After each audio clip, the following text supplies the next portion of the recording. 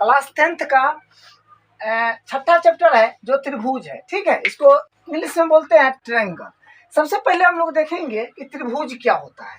तो जो कि यहाँ पर लिखा हुआ है, त्रिभुज तीन सरल रेखा खंडों से घिरी बंद आकृति त्रिभुज कहलाती है।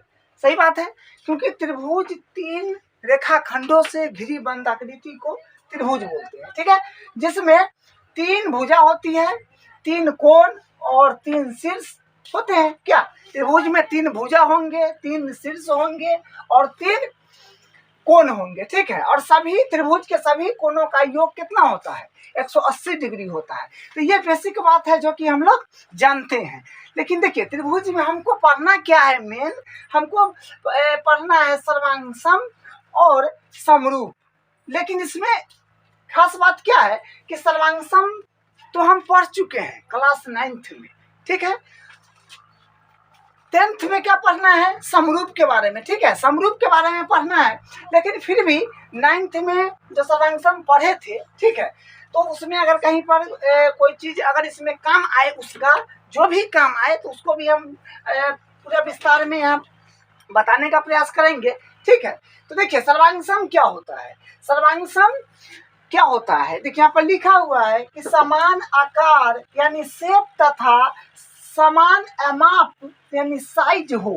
कहने का मतलब है कि सर्वांगसम हम किसको बोलेंगे? जो समान आकार होगा तथा समान माप होगा। ठीक है, समान आकार का मतलब होता है कि शेप।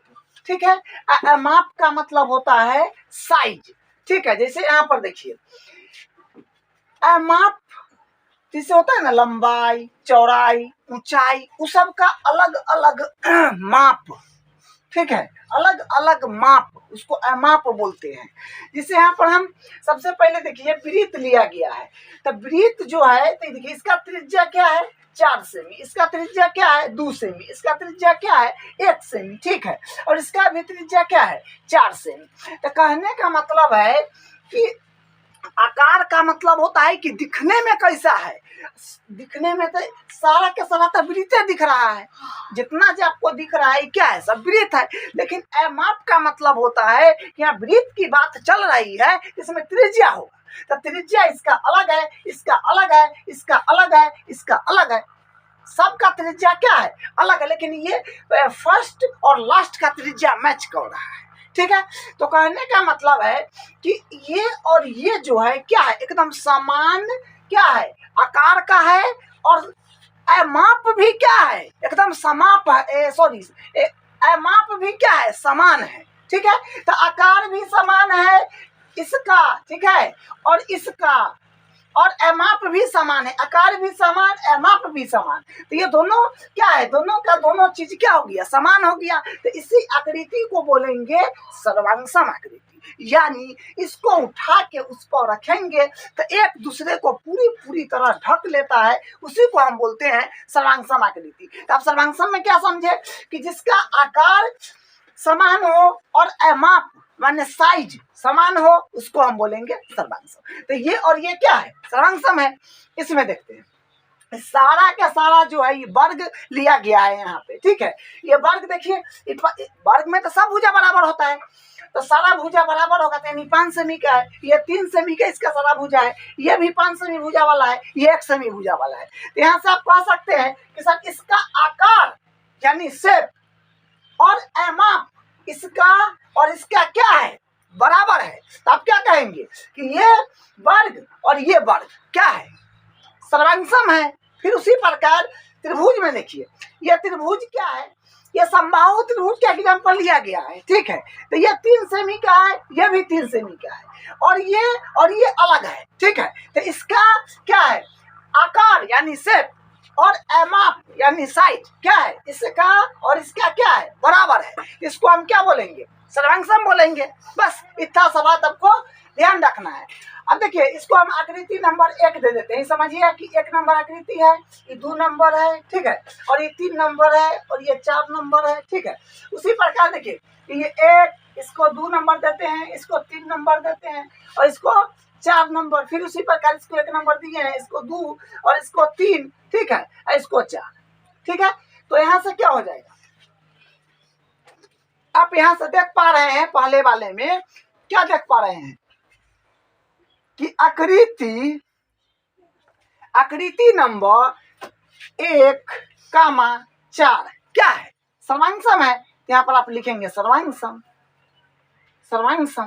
उसी प्रकार इसमें आप देखेंगे आकृति नंबर 1 और आकृति नंबर 1 नहीं है, ठीक है। क्या आप क्या बोलते हैं, 5 और 5, हाँ, तो 1 और 3।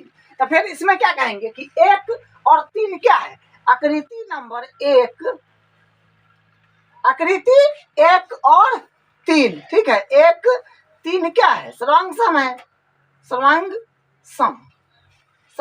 है। उसी प्रकार देखिए इसमें क्या है, इसमें देखिए आकृति नंबर, ये देखिए ये समबाहु त्रिभुज है, 3 सभी भुजा वाला, ये भी 3 सभी भुजा वाला है, तो क्या है? तो यहाँ पर अब आकृति नंबर 1 और आकृति नंबर 2 क्या है? सर्वांग है। यहाँ पर आप लिख सकते हैं कि आकृति 1,2 क्या है? सर्वांग है, ठीक है। तो ये सब क्या है? सर्वांग वाला केस है। ये जो है, जो आपको लिखे हैं, ये सर्वांग है।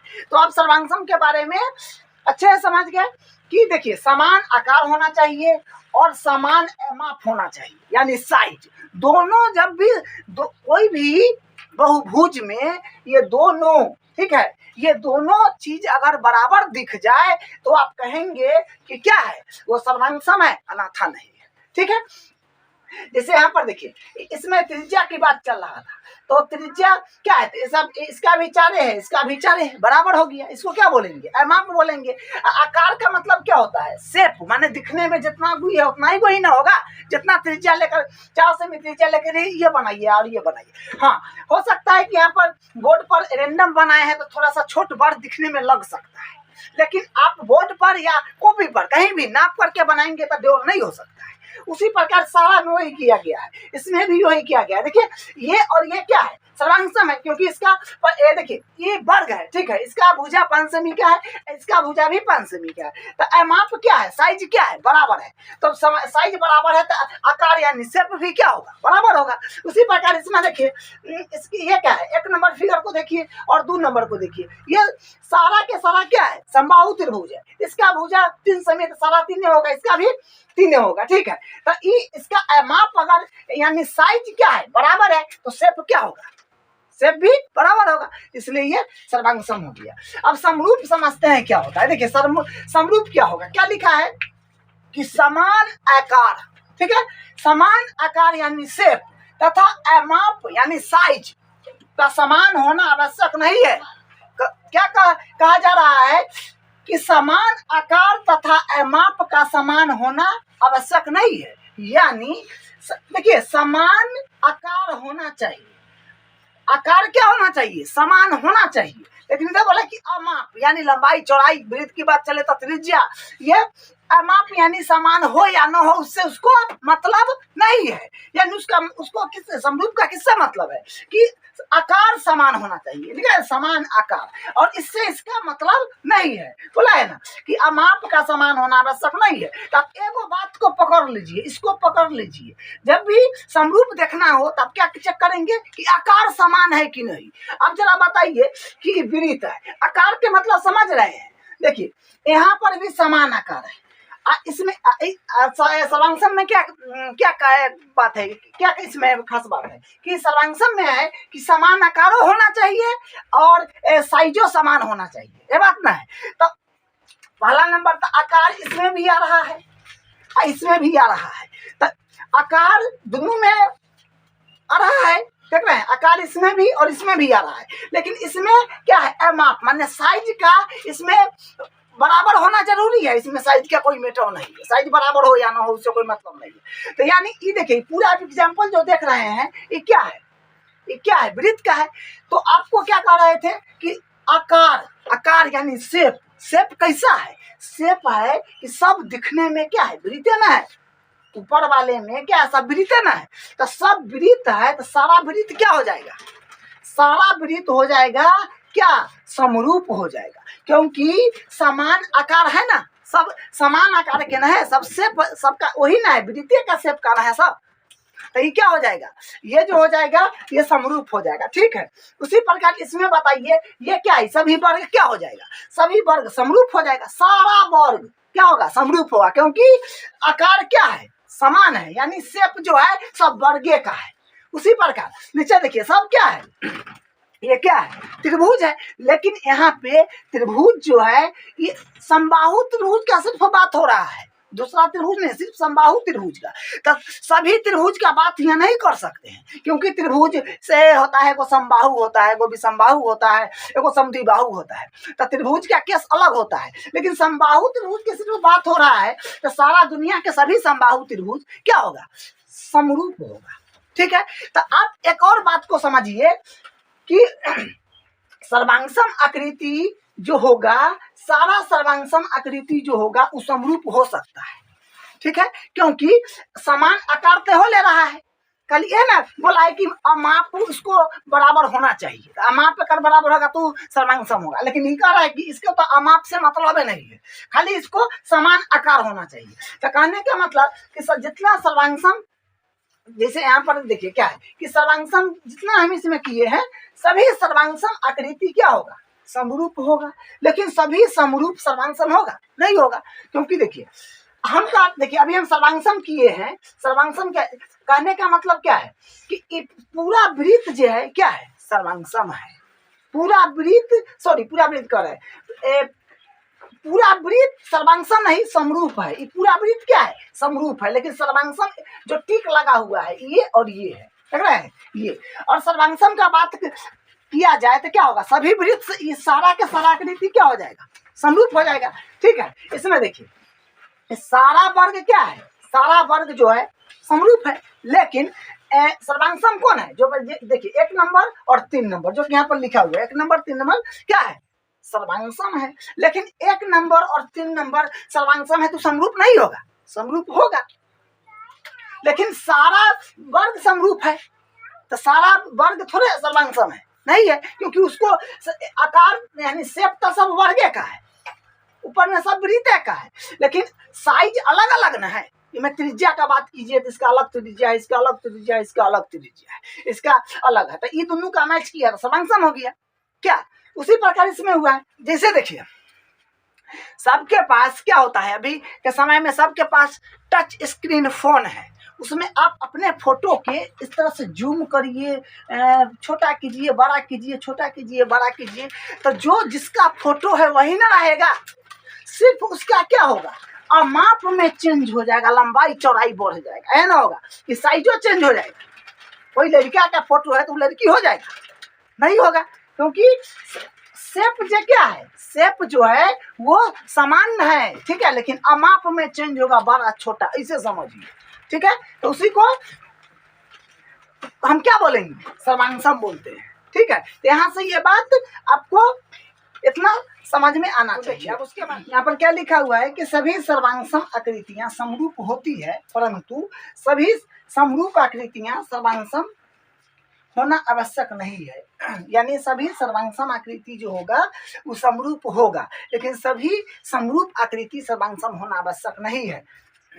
फिर उसके बाद देखिए यहाँ से देखिए कि ये बात को अब देखिए, ऐसे तो हम अभी समझ गए कि कौन सर्वांगसम है और कौन समरूप है, समझ गए, लेकिन समरूप का एकदम ये परिभाषा है जो ध्यान रखिएगा। समरूप में क्या होगा कि भुजाओं की समान संख्या वाले बहुभुज, मतलब समान संख्या वाला बहुभुज, ठीक है, समरूप होते हैं, समान संख्या वाले बहुभुज समरूप होते हैं। कब, दो कंडीशन होगा, उनके सभी संगत कोण बराबर हो तथा उनकी सभी संगत भुजा समानुपाती हो। तो समरूप कोई भी आकृति कब होगा, अब अनुमान तो लगाए है ना, भी अनुमान तो लगा लिए, लेकिन इसका डिफिनीशन क्या निकल के आ गया कि समरूप त्रिभुज या समरूप कोई भी बहुभुज को हमको देखना है, जो बहुभुज समरूप है कि नहीं, तो हम क्या चेक करेंगे, भुजाओं की समान संख्या वाले, मतलब समान संख्या वाला बहुभुज को हम क्या करेंगे, देखिए संख्या वाले बहुभुज समरूप होते हैं, भुजाओं की समान संख्या वाले बहुभुज समरूप होते हैं यदि उनके सभी संगत कोण बराबर हो तथा सभी संगत भुजाएं समानुपाती हो। ठीक है। तो आप याद रखिएगा कि समरूप का कंडीशन क्या होगा, वैसी आकृति जिसका सभी संगत कोण बराबर हो और सभी संगत भुजा समान अनुपात में हो, यानी एक ही अनुपात में हो, तो उसको हम लोग बोलेंगे समरूप। ठीक है। अब हम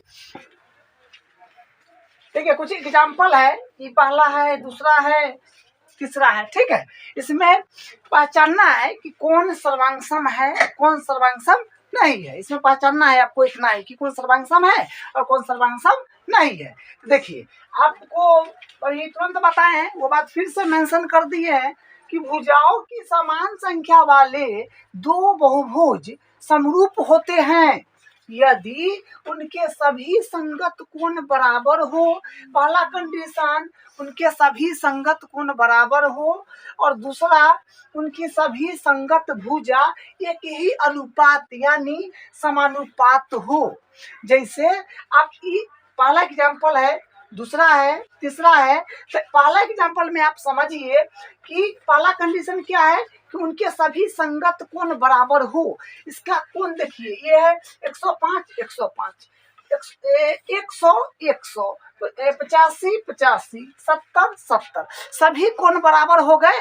पहला कंडीशन क्या हो गया, सेटिस्फाई हो गया है। दूसरा कंडीशन, उनकी सभी संगत भुजा एक ही अनुपात में, एक ही अनुपात का मतलब होता है ई भुजा के साथ बट्टा कीजिए, ई भुजा को ई भुजा के साथ बट्टा कीजिए, ई भुजा को ई भुजा के साथ बट्टा कीजिए, और ई भुजा को ई भुजा के साथ बट्टा कीजिए। अगर काट पीट का एक रंग आ रहा है सबका मान, तो उसको क्या बोलते हैं, समानुपाती, यानी एक ही अनुपात में है। तो आप एक बात तो जान गए कि इसकी सभी संगत कोण क्या है, बराबर है। तो आप यहाँ पर लिखेंगे कि सर कोण ए जो है बराबर है कोण पी का। ठीक है, फिर आप लिखेंगे कि सर कोण बी जो है ये बराबर है कोण क्यू का। फिर आप लिखेंगे कि कोण सी जो है वो बराबर है कोण किसका, आर का। ठीक है, तथा एक और कोण है कोण एडी ना, कोण डी जो है वो बराबर है कोण एस का। ठीक है, कोण एस का। पहला बात हो गया। ठीक है, दूसरा देखिए, अब दूसरा में क्या है कि उनकी सभी संगत भुजा एक ही अनुपात में है, यानी चेक करना होगा कि वो एक ही अनुपात में है या नहीं। तो ए बी के साथ किसका अनुपात लेना है, ए बी के साथ ये भुजा को ई भुजा के साथ लेना होगा, जैसा भुजा जहाँ है तहाँ से लेना होगा ना। तो पी क्यू, तो आप लिखेंगे पी क्यू। तो आप देखिए ए बी का मान कितना है सर, ए बी का मान है 1.5 और पी क्यू का कितना है 3.0। ठीक है, आप यहाँ से क्या कह पा रहे हैं, यहाँ से देखिए आप ए दशमलव लेंगे तो ए नीचे क्या आ जाएगा, 10 आ जाएगा, और 3.0 का मतलब होता है कि सीधा 3 है। ठीक है, तो ये क्या हो गया, ये हो जाएगा दशमलव उड़ गया, तो यहाँ से क्या आ जाएगा, देखिए तो ये दशमलव उड़ गया तो 15 हो गया ना। इतना समझ आ रहा है। और नीचे क्या हो गया, 30 हो गया, 15 दूनी 30, 2 आ रहा है नीचे, ऊपर कितना रहा है 1, यानी 1/2 आया। इसका अनुपात इसके साथ इसका अनुपात लिए तो यहाँ पर जगह नहीं, अब यहाँ कर देते हैं। अब ये और ये हो गया 1/2 आया, सब में 1/2 आएगा तब ना समानुपात होगा। तो बी सी आप लीजिए, बी सी लीजिएगा, बी सी तो क्या होगा, बी सी तो क्या होगा क्यू आर, बोलिए। तब बीसी का मान कितना है सर, बीसी का मान कितना है 2.5 है। उसी प्रकार क्यूआर का मान कितना है सर, क्यूआर का मान है 5.0। आप देखिए दशमलव उड़ाएंगे तो नीचे कितना आ जाएगा, 10 आ जाएगा, और 5.0 है तो मतलब 5 ना हुआ, तो ऊपर क्या बचा, 25 ना हो गया, दशमलव तो खत्म हो गया, तो 25 हो गया, और यहाँ से 15 है 50। जब आप काटोगे तो 1/2 आएगा, वो सही बात है। उसके बाद ये लीजिए और फिर ये लीजिए, क्या है सी डी, तो सी डी अपॉन क्या हो जाएगा, आर एस होगा, तो सी डी अपॉन क्या हो जाएगा आर एस। तो सी डी का मान कितना है 2.4। ठीक है, और इसका मान बोलिए कितना है 4.8 ना। अब देखिए इसको अब क्या करिए, दशमलव उड़ाइएगा तो ले 10 आएगा, इसको दशमलव उड़ाइएगा तो ऊपर 10 जाएगा। सही बात है, 10 से 10 कट गया, तो यानी 24 बटा कितना हो गया 48, तो 24 दूनी 48 से 1/2 आया। फिर ये कौन बचा, एडी, एडी के साथ चेक कीजिए, तो एडी अपॉन बोलिए एडी अपॉन एसपी, एसपी चलिए अब यहाँ से AD क्या कितना है, तो 2.1 ना, 2.1। इसका कितना है 4.2। अब दशमलव उड़ा लीजिए तो ये दशमलव ऊपर 10, फिर ऊपर वाला से नीचे 10, ठीक है। तो यहाँ से ये कट जाएगा, यानी 21 बट्टा कितना आया, 21 बट्टा कितना आया 42। 21 दूनी 1/2। सभी का अनुपात क्या है, बराबर है। देखिए चेक कीजिए, सबका अनुपात बराबर है, सबका कोण बराबर है, तो कहेंगे कि ये दोनों बहुभुज क्या है, समरूप है। हम यहाँ पर लिख देंगे कि ABCD समरूप का चिन्ह ऐसे देना है आपको, ठीक है, यानी इस तरह से ऐसे, ठीक है, ऐसे कर दीजिएगा। समरूप के चिन्ह इस तरह से दे देंगे। ABC समरूप है PQRS, PQRS, ठीक है। तो ये समरूप हो गया। बस अब अगला चेक करते हैं, इतना समझ में आ गया होगा आपको। देखिए क्वेश्चन 2 है, एग्जाम्पल के तौर पर 2 एग्जाम्पल देखिए क्या है। इसमें फिर वही बात, सभी कोण पहले देखिए बराबर है, सभी कोण बराबर है, हाँ है, क्योंकि 90 90 90, इसमें 90 90 90, ठीक है, कोण तो बराबर है। अब बताइए भुजा का अनुपात, ई भुजा के साथ ही भुजा को देखिए, यह 3 तो यह 3.5, यह 3 तो ये क्या है 3, ये क्या है 3 तो ये 3.5, ये 3 तो ये 3। भुजा का अनुपात बराबर है, भुजा का अनुपात बराबर है। देखिए भुजा का अनुपात बराबर नहीं है तो आप क्या कहेंगे, ये समरूप नहीं है, समरूप नहीं है, ठीक है। ये क्या हुआ, समरूप, कोण बराबर है लेकिन भुजा का अनुपात बराबर नहीं है तो समरूप नहीं होगा। उसी तरह हम इसको चेक कर लीजिए। देखिए प्रत्येक कोण देखिए, यहाँ पर देखिए भुजा का अनुपात बराबर है, देख लीजिए यहाँ से 21 दूनी 42, 21 दूनी 42, 21 दूनी 42, 21 दूनी 42, सबका अनुपात बराबर है, लेकिन कोण बराबर नहीं हो सकता। ये वर्ग है, देखिए वर्ग का प्रत्येक कोण 90 होता है। ये समचतुर्भुज है, समचतुर्भुज के प्रत्येक भुजा बराबर होता है, लेकिन प्रत्येक कोण 90 होना अनिवार्य नहीं है। इसलिए ABCD वर्ग और PQRS समचतुर्भुज क्या होगा, समरूप नहीं होगा। यहाँ पर लिखेंगे ये समरूप नहीं है, ये समरूप नहीं है। बस इतना ही आपको करना है। और प्रश्नावली 6.1 हम स्टार्ट करते हैं। सारा बेसिक बात जो बताए हैं उसी पर वो डिपेंड है, और वो भी आपको अच्छे से करने आ जाएगा और आप फटाफट कर लीजिएगा, ठीक है। प्रश्नावली 6.1 है। देखिए इसका पहला क्वेश्चन, कोष्टकों में दिए शब्दों में से सही शब्दों का प्रयोग करते हुए रिक्त स्थान को भरिए। जैसे आपको हम बेसिक जो समझाए हैं उसी के बेस पर है, सवाल भरा जाएगा, ठीक है। देखिए क्या पहला है कि सभी वृत्त डैश होते हैं, तो क्या होगा, समरूप होगा, जिसमें आप लिखेंगे समरूप, ठीक है। दूसरा क्या है कि सभी डैश त्रिभुज समरूप होते हैं, इसमें लिखेंगे आप समबाहु, इसमें हो जाएगा समबाहु, ठीक है। तो सभी वर्ग डैश होते हैं तो आप लिखेंगे समरूप। फिर बोला है कि भुजाओं की समान संख्या वाले दो बहुभुज समरूप होते हैं यदि उनकी संगत कोण, अभी पता है ना संगत कोण क्या होता है, बराबर, ठीक है, तथा में उनकी संगत भुजाएं समानुपाती होती है, ठीक है। ये भरा है।